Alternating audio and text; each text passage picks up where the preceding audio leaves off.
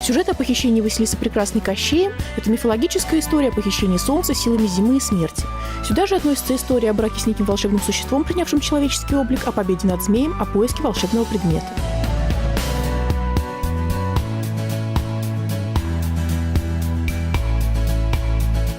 Еще одна популярная версия – историческая.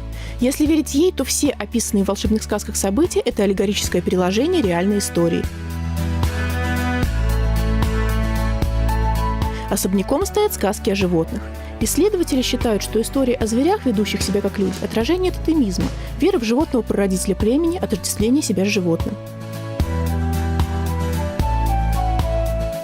Люди, знакомые со сказками разных народов, часто говорят о сходстве сюжетных поворотов и даже о бродячих сюжетах. И здесь появляется еще одна теория. Филологи называют ее школой заимствований.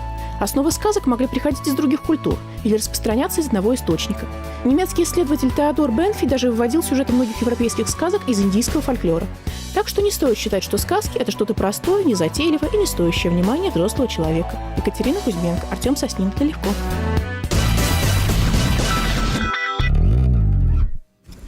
Дорогие друзья, а в нашей студии снова пришла очаровательная гостья, с которой мы с удовольствием будем знакомиться. Дарья Хромова, мастерица.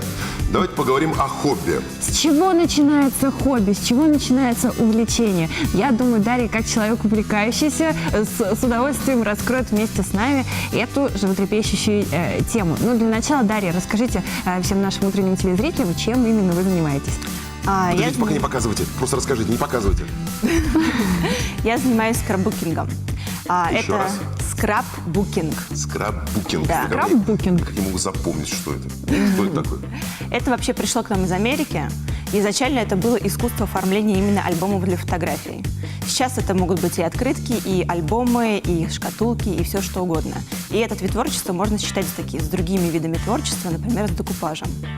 Я покажу, что такое скраббукинг, друзья, тем более в преддверии, как называется, День Святого Валентина, да?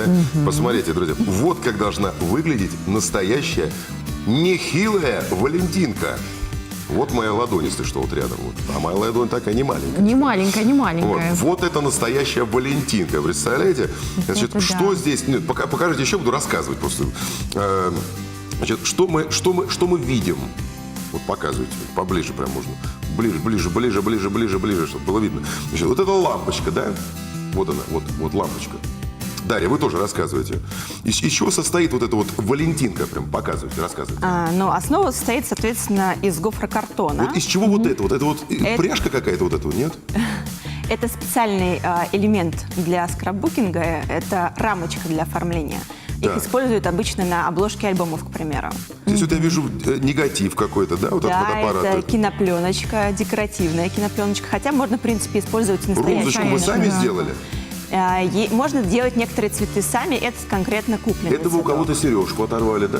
Это сережка оторванная, совершенно верно. Без уха, я надеюсь, да? Тут ухо я не найду нигде. Нет, все спрятано. То есть это ваша автор... Вот из деревяшки что-то выпилено, да? Да, это называется чиборд, элемент такой. Вот он. Чиборд. Отлично. Так, и вот это вот что такое за заколочка какая-то, да? Да, клипса. А вот сама вот это вот основание, вот это вот все. Это ткань. Просто ткань, да? Ткань, да. И абсолютно. сзади, можно показать, да? Потому что это же как-то вешается. Можно, да, показать. То есть специально сделан незаконченный вариант. То есть как бы сзади это обтягивается таким образом тканью. В этом варианте уже наклеена картонка. То есть сюда можно даже наклеить специальную бумагу, чтобы можно было по желанию написать. Вот как здорово. Да, то есть, по сути дела, это произведение искусства, где сочетается множество различных милых, чудесных, что-то значащих предметов. И мы знаем, что сейчас, в настоящее время, есть множество магазинов для рукоделия, где можно все купить. Вот что в первую очередь нужно человеку, который только начинает? Как не накупить весь магазин и потом что же делать с этим великолепием? Но сначала, наверное, надо сказать, что когда я только начинала, это было очень сложно сделать. Давно ли не начинали? купить все. 2,5 года назад. То есть сначала приходишь и хочется абсолютно всего, особенно что такое очень милое, симпатичное. А я еще очень любила винтажный раньше стиль, прям совсем винтажный. Сейчас вот больше к шебе такому стилю. придерживаюсь. А что это за стиль? Шеби-стиль, но это вот, собственно говоря, можно сказать, вот это это он. шеби-стиль. Нет, вот это не шеби-стиль, это больше микс-медиа. Микс-медиа, когда брызги, краски, какие-то такие яркие тона. Вот это вот больше такой вот нежный, немножечко состаренный, это шеби-стиль. Целая наука. Так. Вот. Когда я уже начала более-менее в этом разбираться, я приходила в магазин, я знала точно, что мне нужно. Я покупаю скраб-бумагу, которую буду использовать в оформлении, например, альбомов и открыток, и покупаю декор. То есть как бы основа и декор. Очень сложно удержаться, не купить что-то такое очень красивое, но то, что тебе не нужно. Но когда уже как бы этим занимаешься, уже появляется опыт, что да, я вот это красивенькое, но нет, я это не буду покупать. То есть в первую очередь нужна основа, Да. скраб-бумага. Да. Чем скраб-бумага отличается от обычной бумаги, от обычного картона? Ну, собственно говоря, есть вот пример здесь скраб-бумаги, да, вот эти вот теги так называемые, то есть карточки. То есть скраб-бумага – это декорированная бумага, она уже оформлена. Бывает двусторонняя, бывает односторонняя. То есть она уже оформлена в каком-то стиле, там, винтажном или шеби, это можно просто вырезать и приклеить. Дарья, как прийти к какому-либо хобби вообще можно в жизни? От скучной жизни иногда бывает. То есть от скучной жизни, да? Нет, на самом деле человеку нужно… То есть от хорошей жизни, да? На самом деле человеку просто нужно понять, осознать, что он хочет чем-то заниматься еще и как-то хочет разнообразить свою жизнь. То есть нужно к чему-то стремиться. Что-то… и нужно, наверное, какую-то определенную склонность к этому иметь, к художественному.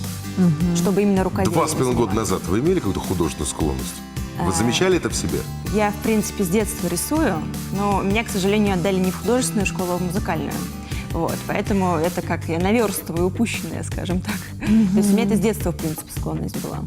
Ага. Вот когда занимаешься этим искусством, что все-таки выходит на первый план? Талант, врожденная какая-то склонность, или же это тренируемая способность, которой можно научиться в процессе кропотливого труда? Как вам кажется? Я бы сказала, что это, наверное, чувство вкуса и пропорции. То есть вот главное не переборщить, и лучше пускай будет что-то немножечко недоделанное, чтобы потом можно было, когда вдохновение появится, что-то добавить, какой-то элемент, чем переборщить. То есть это какое-то определенное чувство гармонии должно быть. То есть этому можно, я считаю, научиться.